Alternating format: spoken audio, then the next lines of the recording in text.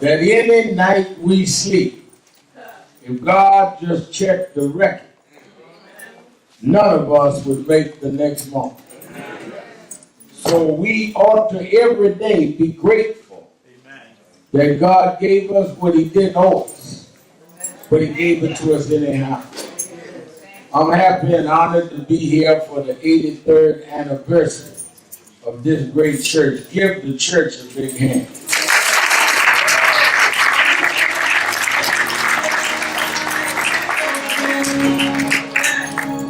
And in no small measure has this church been fulfilled because of the present leadership and pastoral of one of the truly gifted and charismatic leaders in this city today, and that is Reverend Craig. Give Reverend Craig.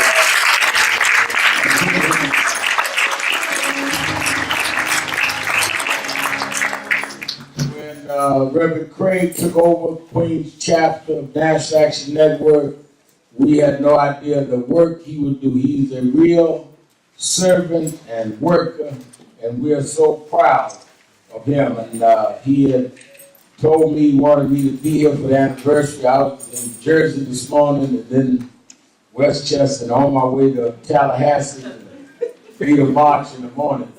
But Philip Craig is one of the few people that if he wants me somewhere, I will find a way to be there. Because he's earned our respect. I want to also acknowledge from National Action Network Queens, William McDonald. Where's William? And Lois Manyweather.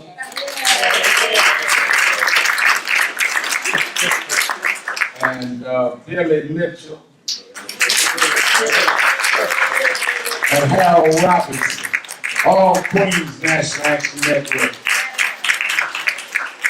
And certainly to all of the dignitaries, I'm sure they've been announced, but I'm glad to see District Leader Elmer Blackburn and the Judge Laura Blackburn. What folks don't know is that daughter Faith works at National Action Network, running the Washington, D.C. office now. And, I know her all her life, and now she is running the bureau, and she's doing a great job for us. And then, of course, our State Senator Malcolm Smith.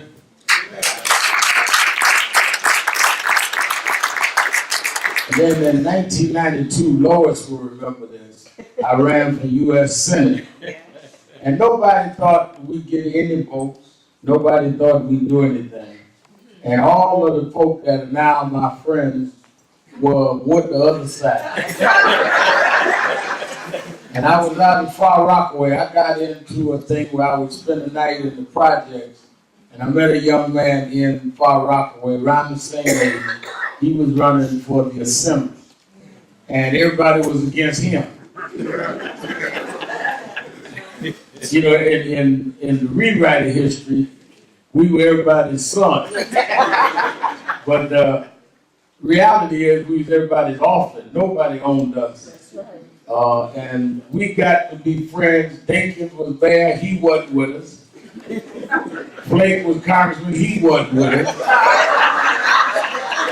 Jesse was big right that time, he wasn't with us. It was all for his opponent and my opponent. So I said, well, we might as well run together. And we did. And we ran together and carried literature together on election day and all. And now he's the congressman, and I'm still out here spending the night in the project. Congressman Great Mitchell.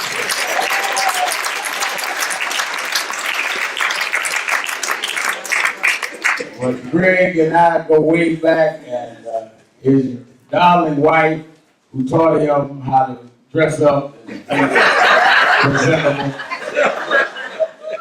We go way back, and I'm always glad to see the Congress. You couldn't have a better or solid Congress.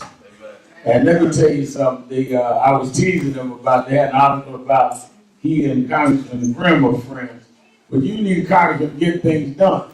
Everybody has a role. He and David Patterson, I used to meet all the time. We all had different roles. His role is not to do what I do. His role is to get stuff done. And he got to grin with Grim, get it done. He got to jack him up, call me. That ain't his job. And we had that a long time ago. We've been friends, Reverend Craig, way before God was a rabbi.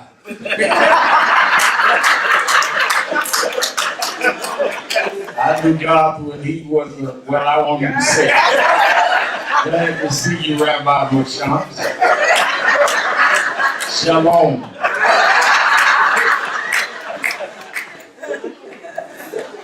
Well, y'all do strange things in Queens.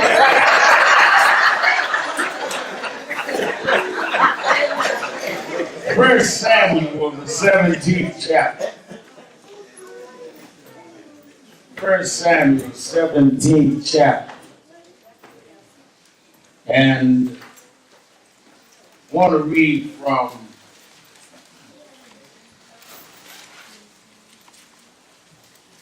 I want to start at the 17th verse.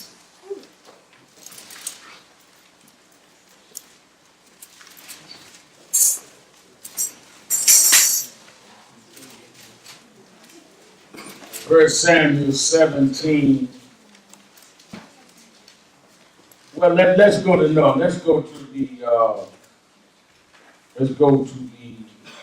37th verse, and it reads: David said, "Moreover, the Lord has delivered me out of the paw of the lion, and out of the paw of the bear. He will deliver me out of the hand of this Philistine." And Saul said unto David, "Go, and the Lord be with you." I want to use for a thought briefly, looks are deceiving.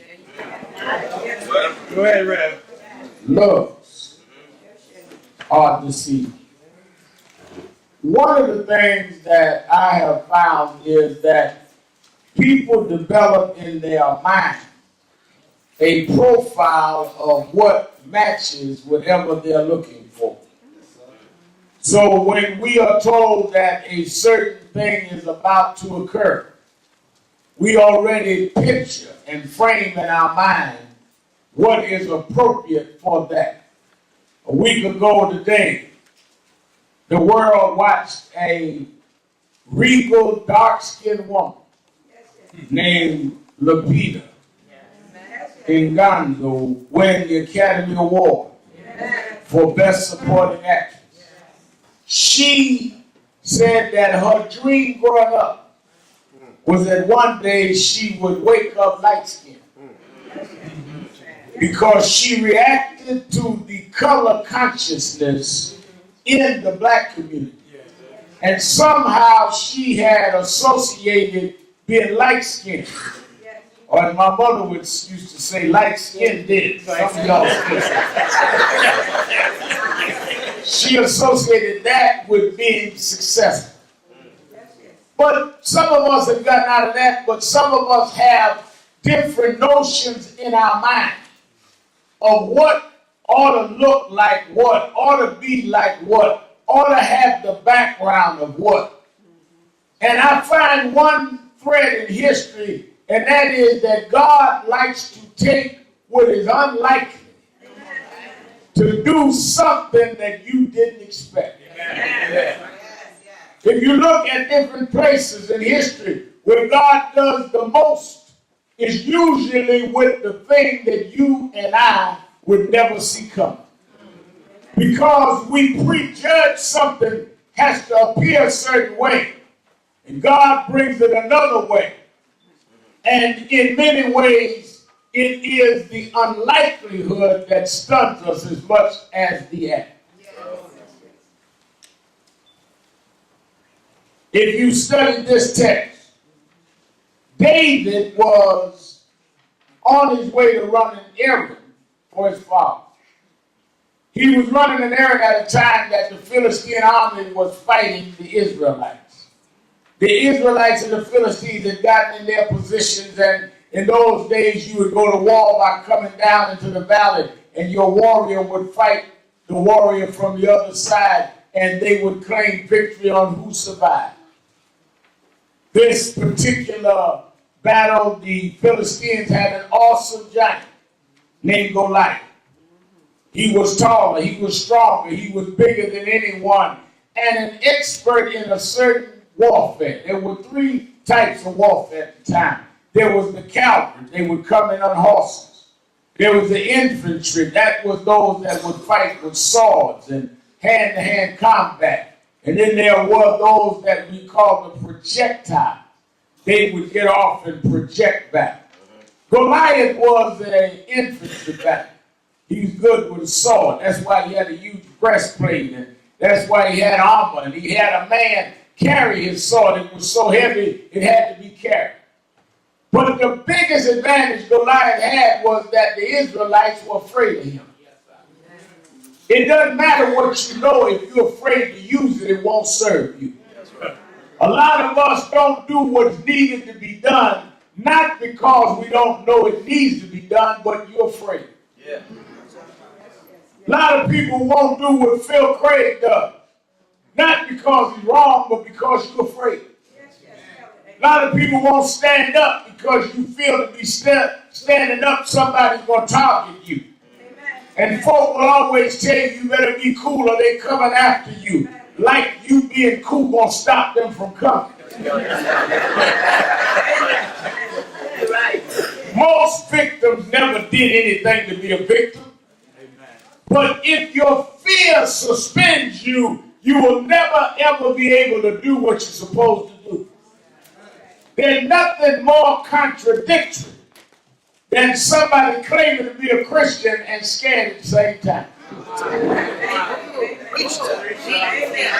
How can you claim to trust God, but you're afraid to do what God said? If you trust Him, fear is gone. If you're afraid, you don't trust Him. I was talking to a man the other day. We were flying into New York from Jackson, Mississippi, and he was sitting next to me, and he said, Reverend Al, I said, yeah. He said, you know, I know you're a minister. He says, but I don't know. I'm an agnostic. I don't know if I believe in God. I said, well, I went into my reasoning. He said, but I can't believe in something I don't see or know. I said, well, did you get on this plane in Jackson? He said, yeah. I said, do you know the pilot?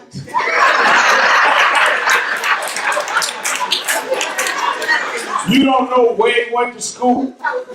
You don't know if he went to school. In fact, the door's closed. We don't even know if a pilot's up there. But you just believe that Delta's going to bring us to New York. We trust stuff every day, but we don't trust the God that created us in the first place.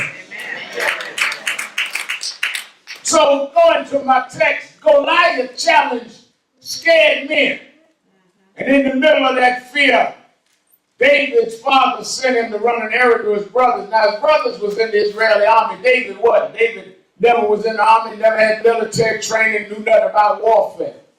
Just had to run an errand, but while he was running the errand, he heard that this giant had defiled God and defiled the Israelites. And he couldn't understand why no one would take the challenge to fight this giant. David decided that he was going to fight. Now, the first thing happened is his brother jumped on him and said, what are you doing? You're supposed to come here and run an errand and go on home. Why are you here? You just want to look at the spectacle. First thing you got to realize in life is always going to be the closest ones to you that's going to talk you out of your moment of greatness. Some of y'all right here today got a calling, know that God told you to do something, but you checking with everybody else. Your friends say, well, you can't do that. You don't know nobody. You can't achieve that. You don't have no money. You can't do that. You don't have no connection. Like God didn't know you was broke when He called you. If God called you, whatever you lacked, He must have made provisions to provide, or he wouldn't have called you. Your job is not to figure out what to do. Your job is to stand out and stand up and let God do the rest.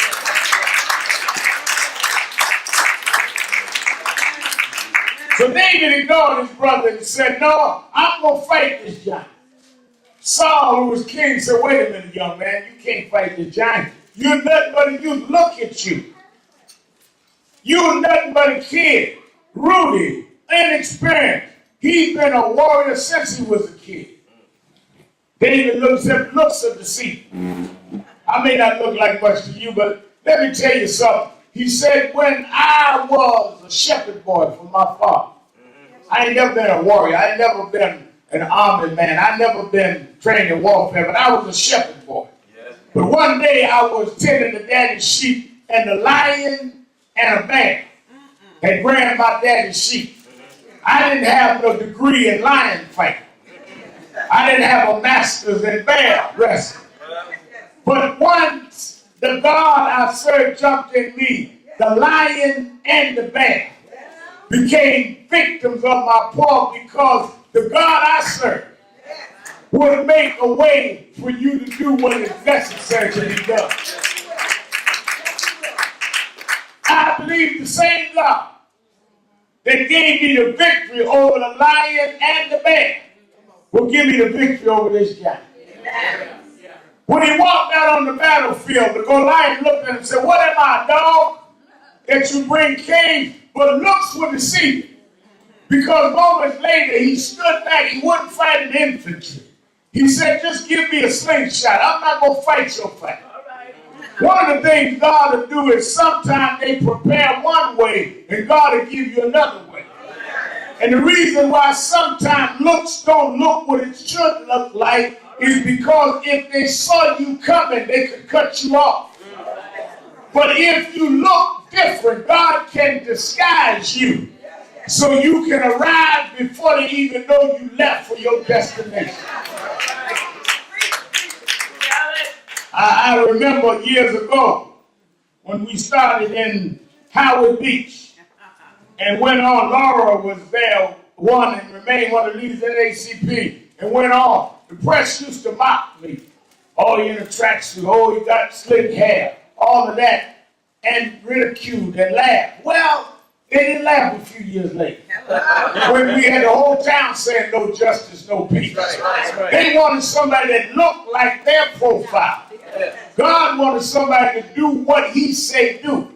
If you love him and trust him, he will take what looks unappealing and make it the order of the day. What do I mean and why do I say this? There's a church, 83 years old. There are those that want huge cathedrals. There are those that want mega congregations. But God takes little churches like this to get big jobs done.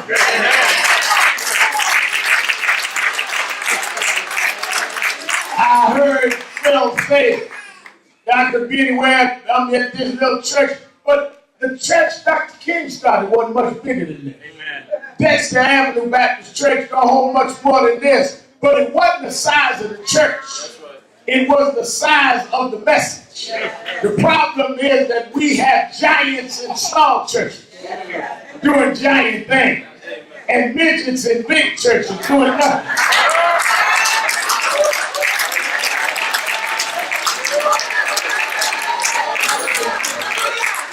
I'd rather be a giant in a small hole than a midget in a stage too big for me. Because God can take little and do much. And it don't matter to you, it doesn't matter to me what you think. What matters to me is God can rescue and groom you and make you what he would have you be. Looks are deceiving. Those that looked and laughed and ridiculed me now go home 6 o'clock and watch me on the TV. Looks are deceiving. So I thought I'd come by to say, don't worry about them laughing at you. Don't worry about them ridiculing you. Don't worry about them dismissing you. If God be for you, it's more than the whole world against you. I was telling President Obama, I read his book, The Audacity of Hope, came from one of Jeremiah Wright's sermons. And I see Mrs. Bell, Sean Bell's mother-in-law, she writing a book we getting ready to come out with. And Valerie Bell in the house. And I told him I liked that book, The Audacity of Hope. And I thought about how about a generation ago, Jesse Jackson, you had a slogan called Keep Hope Alive. But Phil, I tell you this, and I'm going, I learned in life hope is a good thing. I lived all my life hope. Come out of a broken home with hope. Grew up on welfare with hope. But there are times in life when hope run out. There are times that things will happen that'll rattle you and that'll jar your Malcolm and your hope will run out. But don't give up. There's a gear I got in my transmission past hope called faith. Faith is the substance of things. Hope for the evidence of things not seen. Faith is when the doctors give up, but you hold on for another doctor. Faith is when you got a pile of bills and no money, but you say he will provide all of my needs. Faith is when your friends walk out, when your loved ones don't know your name, when your family turn their back, when you say, I don't believe he brought me this far to leave me now. We come this far by faith, leaning on the Lord, trusting in his holy word. He never failed me yet. Our last point is just like David, when David remembered what happened with the lion and the bear. My advice to you is when you face a situation, it's good to read Job's story. It's good to read Jeremiah's story. But I tell you, when I learn how to do when I face a situation, I get off by myself and I hit the rewind button in my own mind. And I don't go by what God did to Job. I don't go by what he did for Jeremiah. I think about what I know that God has done for me. He brought me from a mighty long way. He walks with me. He talks with me. He tells me that I'm his own. He meant food when I was hungry. He meant water when I was thirsty. He's my rock, my sword and shield, my will, my will, my will. In the middle of the wheel, he's the lily of the valley, the bright and morning star. He woke me up this morning, started me on my way. Yes, yes, yes, yes. In my life, I've had to cry sometimes. In my life, I walked alone sometimes. I've been lied on, cheated, talked about. I've been mistreated. I've been up, I've been down. I've been leveled to the ground. I've been stabbed. I've been prosecuted. But through it all, through it all, through it all,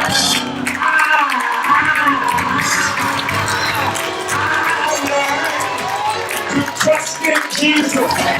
I learned to trust in God. Through it all, through it all. I learned to depend on his word. He'll make a way. He'll make a way. He'll make a way. Yes, he will. Yes, he will. Yes. Yeah. Yes. Yeah. Yeah.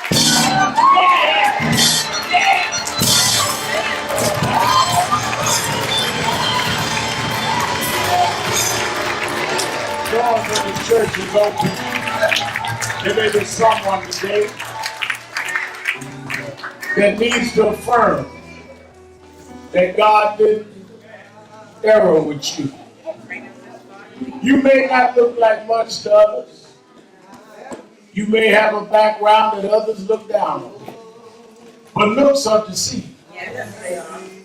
You can affirm right here today that you are exactly what God wanted you to be. Whatever mistakes, whatever flaws, He had that happen so that you could come to the point that He could use you. God made the earth in perfect harmony. Sun never bumped into the moon.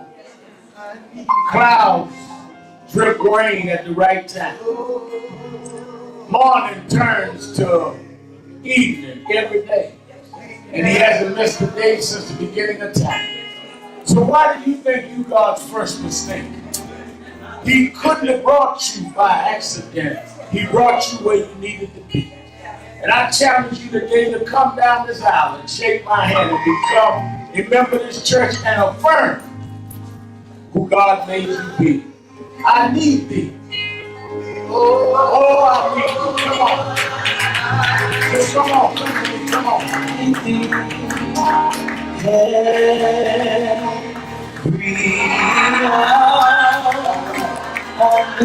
Somebody else. Oh, bless me now, my Savior. I come. Somebody else. To thee.